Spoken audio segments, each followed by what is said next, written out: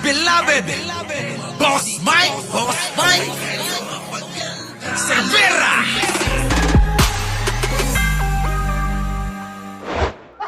Hindi naman kasi sinabi ni Pangulong nagtitinda kayo ng suka. Nagdi-deliver, hindi kayo pinabili, hindi kayo pinagtinda, pinag-deliver kayo ng suka. Pagkaiba yun, ha? O, tuloy. Ako'y nagtitinda ng suka. O, nagtitinda daw siya ng suka. O, pakialam namin kung nagtinda ka. Wala naman sinabi si Pangulong ganon, di ba? Sabi ni Pangulo yung parang pinag-deliver ng suka. Wala naman sinabing parang pinagtinda ng suka. Wala naman sinabing parang pinibili ng suka. Wala naman nung ganon eh. Meron po bang ganon ang sinabi ang Pangulo? Itong mga to pinagpipilitan, nagpapabiktima, ginagamit na propaganda. Pati suka, mga kababayan, gamit na gamit nila. Ganyan sila mga kababayan kasi nga walang makita. Walang makita na pwedeng ipambanat kay Pangulo kaya ultimo suka gagamitin. Sabagay, kamukha naman niya si Pugak. Kilala niyo po si Pugak mga kababayan?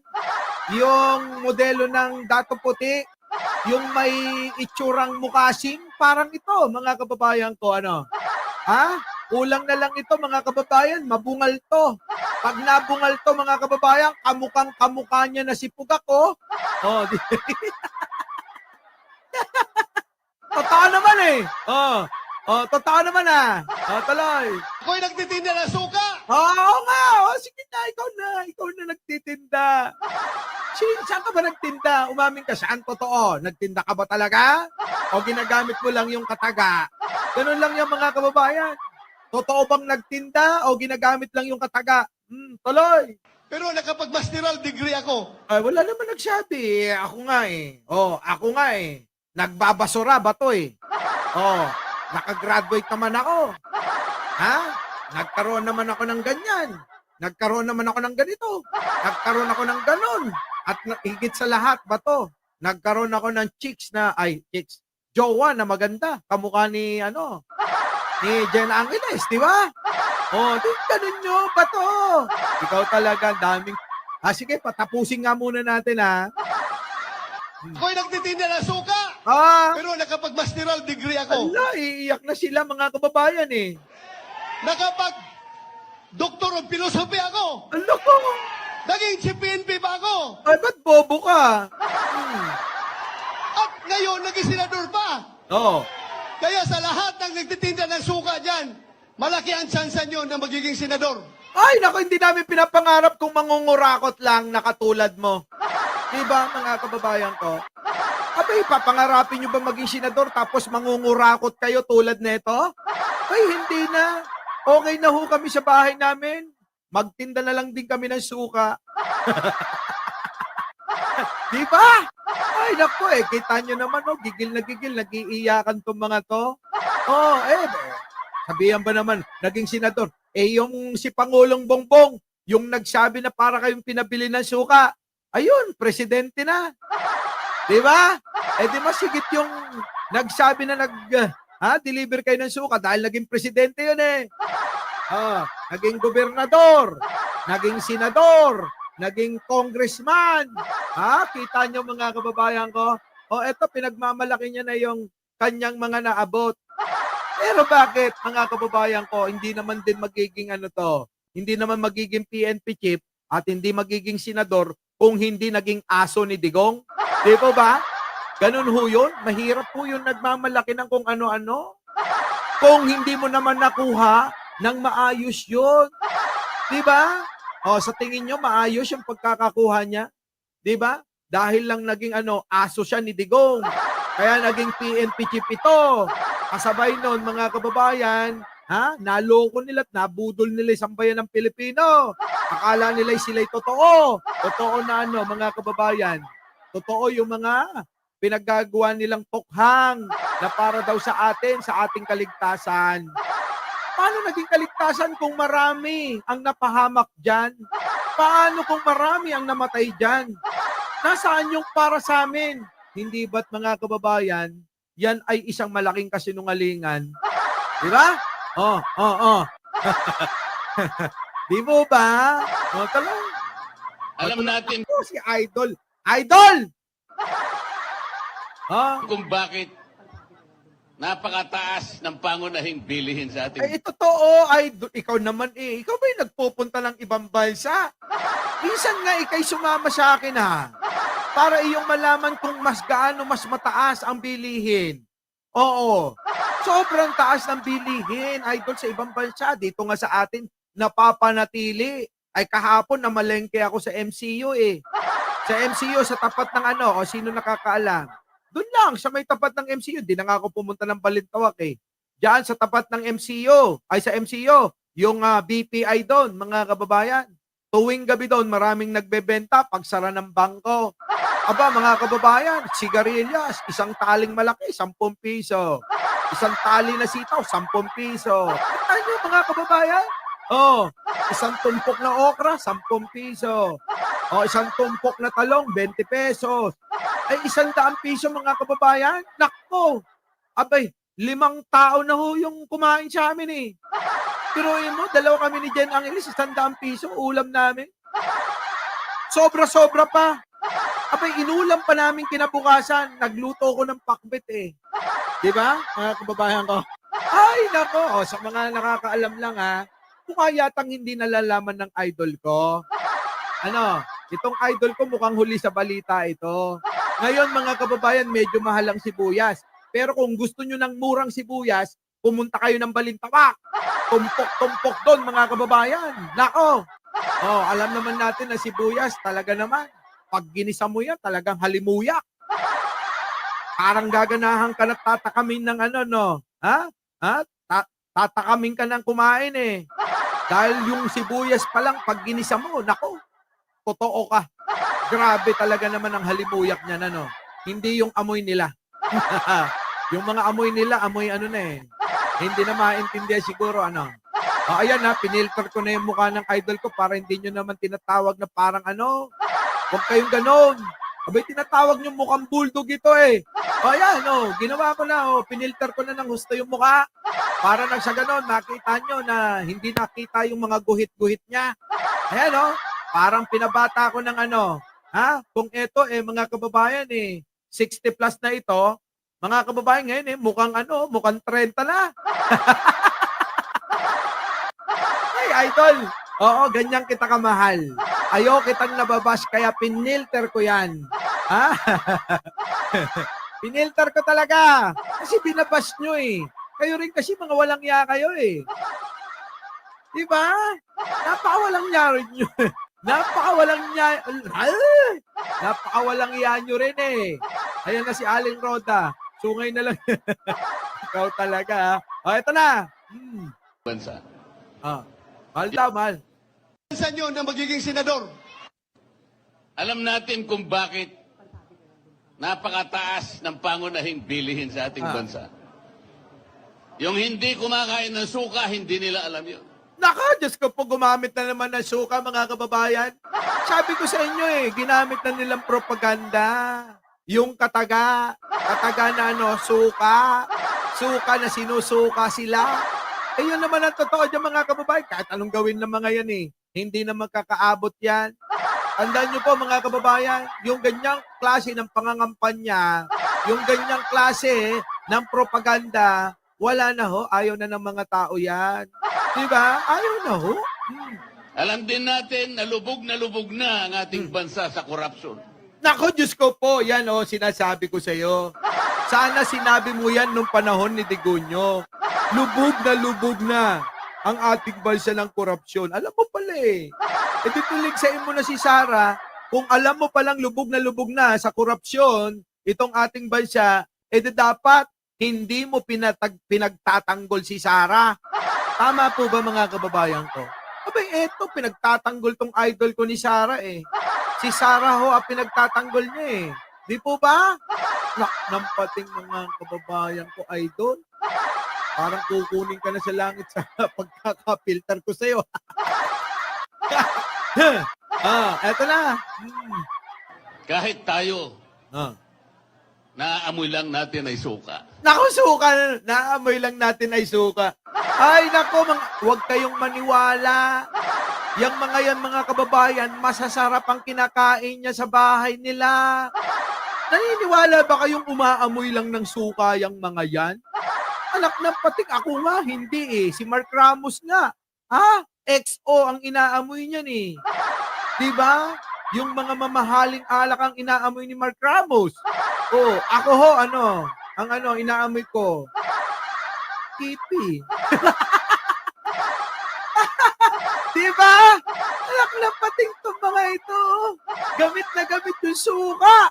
Oh, hoy, subscribe niyo si Mark Ramos. Gawin nyo ng 500 yan. Parang awa nyo na. Oh, eto na mga kababayan.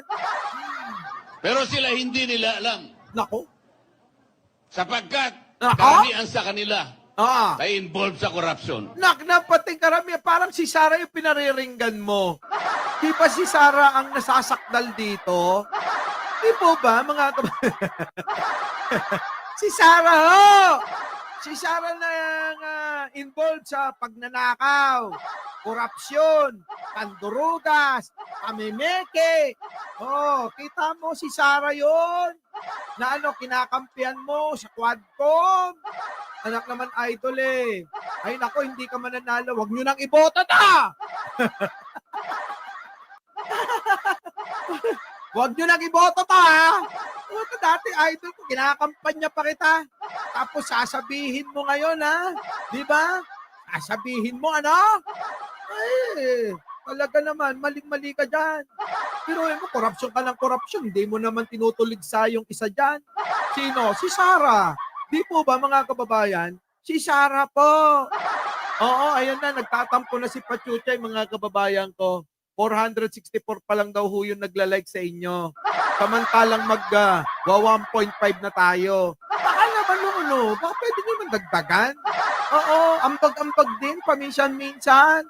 Ambag ho, walang bayad yan. Oo, ha? Walang bayad. Eto na, yung idol ko. Natin ay suka. Pero sila hindi nila alam. Sapagkat karamihan sa kanila ay involved sa corruption. Napating parang si Sara. Sabi ko nga, di ba, Leonora Brown, sorry yung ating kapatid, dati kinakampanya ko yan, pero ngayon hindi na. Galit pala sa corruption ito, pero si Sara, di niya matira. Di ba? Yun lang naman yan. Kung galit ka sa corruption, dapat binabanatan mo si Sara. Di dapat kinakampanya ka pa namin dito. Di po ba mga kababayan? Yun, thank you naman po sa mga nag-like. Yun, thank you. Di ba? Baka ako kasi mamaya mawala na naman tong topic ko. Kaya madalas ko kayong sinasabi, mag-like kayo. Kapag mas marami ho yung nanonood at kukunti yung nag-like, malamang yung mga iba dyan, nagre-report lang. Di ba? Kaya ako, lagi kong habilin, lagi kong binibilin, lagi kong hinihingi, at lagi akong nananawagan sa inyo na mag-like kayo. Mag-like kayo, lalo na pag si Idol ang pinapakita ko. Diba? Tuloy. Kaya ako Isa na naman ito. Isa na naman ito, mga kababayan. ay natutuwa kung ito man ang Team Suka. Isa po akong proud member ng Team Suka. Sinuka ka eh. Di dapat ka lang dyan. Proud daw siyang Team Suka kasi sinuka ito. Diba? Sinuka ng administrasyon ni Pangulong Bongbong Marcos to. Kasuka-suka naman talaga. Sino ba naman hindi susuka dyan? Kung nakakitaan na ng palatandaan ng maraming korupsyon. Biruin nyo, hindi pa daw nauupo si Pangulong Bongbong. Abay, nangungurakot na daw ito eh. Ganun daw po mga kababayan. Yan po ay ayon sa ating mga pink palaka. Tama po ba yun? Attorney Vic Rodriguez? Hindi pa nauupo si Pangulong Bongbong Marcos eh. Sabi daw po nila, ganire. Yang si Vic Rodriguez hindi pa nga nauupo si Pangulong Bongbong Marcos eh. Mas nauna pang kumita. Ganun ba yun? Biruin mo si Pangulong Bongbong Marcos, ang iniisip tumulong sa bansa. Sabi nila, eto attorney sabi eka nila, ikaw daw, ha? Kung si Pangulong Bongbong Marcos ang iniisip tumulong sa bansa, ikaw daw ang iniisip mo maunang kumita. Nako! Ay, nako, Diyos ko po. Di po ba, mga kababayan ko? Matindi, ano? Kaya ho, sinuka. Oo, sinuka ho iyan. Opo. Sige tuloy. At atin pong lalabanan ang Team Sinusuka! Ano team sinusuka? Dilabanan mo sarili mo. Isinuka ka nga eh. Isinukay kayo. Team sinusuka daw, mga kababayan. Eto. Sige nga. Kung totoong sinusuka. Talaga ba? Sinusuka kayo? Ay, naku Parang hindi naman totoo yan. Nasa na yung balita, Boss Mike? Ito yata yun. Wait lang. Ito ba yun? Hindi yata yan? Ito, siguro. Ito. Nako. Ito. Wait lang Wala. Ito siguro. Pasok. Bansa, bumaba ng... Nako, kita nyo, creamy sa bansa. Saan ka pa, mga kababayan? Di yan, mamaya tatanggalin ko. Mamaya, balikan na lang natin yan. Ito muna tayo. Tutuwa kung ito man ang Team Suka. Isa po akong proud member ng Team Suka. At atin pong lalabanan ang Team Sinusuka. Ikaw nga yun. Ikaw yung sinusuka. Sinuka ka ng administrasyon di ba? Sinuka ho ito ng administrasyon, mga kababayan.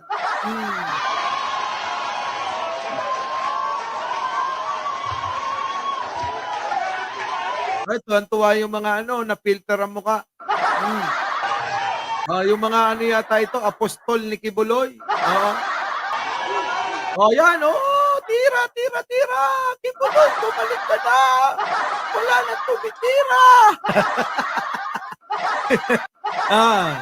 Labanan natin ang mga mambubudol. Di si Lasara yun. Dila si Tigong, bakit nandiyan ka? Wala ka lang mapuntahan, Huwag ka mag-alala, Vic Rodriguez, di ka mananalo. Itaga mo sa noo mo. Hindi ka mananalo. Nasa propesiya ko. Kahit anong gawin mo. Kahit magpugi-pugiit ka pa. Kahit na magtatakbo ka sa luneta. Hubot-hubad. Wala talaga. Kahit ikutin mo pa yung Astrodome. Hindi ka mananalo. Uray pa'y ipakitang palatag mo. Uray pa'y pulos, apo. Awan pangabak mo. Totoo. Alam mo naman, mananalo. Wala di naman mananalo. Ito naman. Po. Inutusan po akong bumili ng suka. Naku, kininam. Eto ho, taga Pangasinan. Lambino apelyido niyan. Di ko alam kung ano ba yan. General ba yan? O ano bang naging papel niyan? Mga kababayan ko, taga Pangasinan ito Pero wala talaga, Kaya nga ako na nagpapakilala sa inyo. Hindi naman kilala ito Kaya ang boto nito, pang 20, 30, 4 na po siguro. Doon po sa dulo. Di mad tumbok kwanda. Tumbok, buntok. Sorry, hindi ako masyadong magaling magsalita ng Pangasinense. Jad putit kwanda. Di ba? Yan, mga kababayan. Taga Kalasyaw. Puskol. No, sabi nyo pa. Ay, naku, wala na ho ito. Wala na hong papel ko mga ito. Di ba? Laila Agtang, thank you naman. Naku, Diyos ko po. Napakaganda mo naman. Thank you tuloy. At bumili ako ng suka. Kita nyo, mga kababayan ko. Gamit na gamit nila yung sinabi ni Pangulong Bongbong Marcos na sila ay nagbebenta ng suka. Diba, Christina Yusop, thank you naman. Good morning, good afternoon, and good evening. Have a beautiful day and have a beautiful life. Diba? Wala, gamit na gamit po nila ito gamit na gamit nila Tanay. Siniguro ko na talagang suka. Kahit tuwata ibabagam. mansasaliw kay kyan? Pinansaliw ba kay? Ha? Tuka? Tuka man! Anak na lasi. Ang tutan lampino. Oh, nainay ka lang na tatak ko'y senador agka manalo-nalo. Di ba? Nainay. Nainay so kintuya. Nainay so takbo da pagkasenador. Ang gapo, ang gadnatan.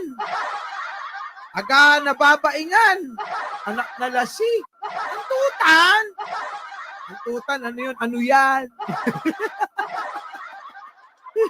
Ibig sabihin, no, ang tutan eh. Ano yan? Ay, grabe lasimat. Ha? Ay, naku, tundaan mo latan. Ang gapoy karir mo, politika, lambino. Untak mo kalay Mayor Jad Kalasyaw. Yan, manalo ka ni, ha? O, diba? Ay! Eto na. Diba? O, sige, tuloy natin. Puro suka yung kanila. Ng suka. Siniguro ko na talagang suka yung aking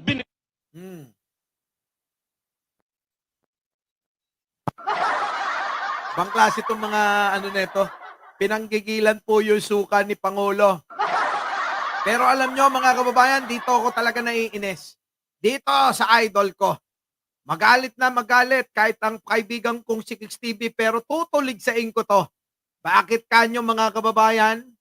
Yung pinagsasabi niya dyan, parang hindi ko matanggap yan. Idol ko pa naman yan, kinakampanya ko nga yan. Oh. Alam natin kung bakit napakataas ng pangunahing bilihin sa ating bansa. Hindi lang po sa atin pakiliwa. Ayan ang problema kay Idol. Sasabihin niya sa ating bansa lang. Kulang. Kaya kapag ikaw ay tinama, magagalit ka. Dapat sabihin mo rin, maging sa buong mundo, mahal talaga. Ganon, kinukulangan mo eh. Ginagawa mo talagang malisyoso eh. Kinukuha mo yung emosyon ng tao eh. Sa pamamagitan ng kahirapan nila eh. Tandaan nyo mga kababayan, hindi laging kasalanan ng gobyerno kung mahirap kayo. Hindi ho yung totoo. Yan ang problema sa mga politiko, sa mga mahirap manalo, sa mga hindi umangaangat ang kanilang mga mga rating, mga kababayan. Gagamitin ang emosyon ng marami nating mahihirap na kababayang Pilipino. Tapos sasabihin nila, mahirap tayo. Kasalanan ng gobyerno yan. Kaya kailangan palitan ang liderato sa pamamagitan ko. Makakatulong ako para mabago. Ganun mga kababayan ang panawagan nila. Lumang-luma na yan. Kabisado ko na nga eh. Yung mga ganyang banat, mga kababayan, panahon pa ni Aguinaldo, ginagawa na yan. Kaya kung hindi pa natin memorize yan, hindi natin makakabisado yan, ay nako, ewan ko na lang, mga kababayan ko, yung mga ganyang estilo, nakawala na ho. Kukunin ang emosyon ng mga kababayan nating mahihirap. Sasabihin nila kaya mahirap kayo, kasalanan ng gobyerno. Kaya kailangan, iboto nyo ako. Dahil ako, pag binoto nyo, makakatulong ako para mapalitan yung liderato. Kita nyo, kasimple ng formula na yan. Formula na yan ng noon-noon pa, oldies na. Ojing-OG na yan mga kababayan eh. Di po ba? Ojing-OG na yan. Yung hindi kumakain ng suka, hindi nila alam yun. Nako. Alam din natin na lubog na ang ating bansa sa korupsyon. Nako, sabihin mo sana. Alam nyo, lubog na ang ating bansa sa korupsyon pero si Sara ang nangungurakot dito. Ganun dapat. Sabihin mo kung sino.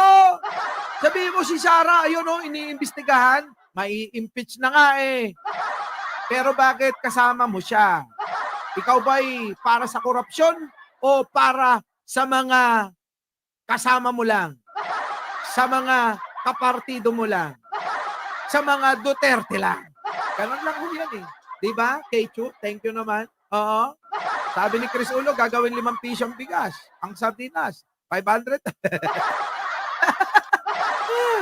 Di po ba? Oo, sige, tuloy natin to. Hirap na hirap manalo tong idol ko eh. Huwag niyong iboto to, ha? Kahit tayo, naaamoy lang natin ay suka. Kita nyo, kahit tayo, naaamoy lang natin ay suka. Bakit ho ba? Mabaho ba kilikili nyo? Kasi yung amoy ng kilikili, minsan amoy suka. Ha? Lagi siguro nyo naamoy. Pag gano'n niya, amoy suka. Kaliwa, amoy suka. Kanan, amoy suka. Diba? Pag nagsalitat na harang konting ganyan, amoy tayo.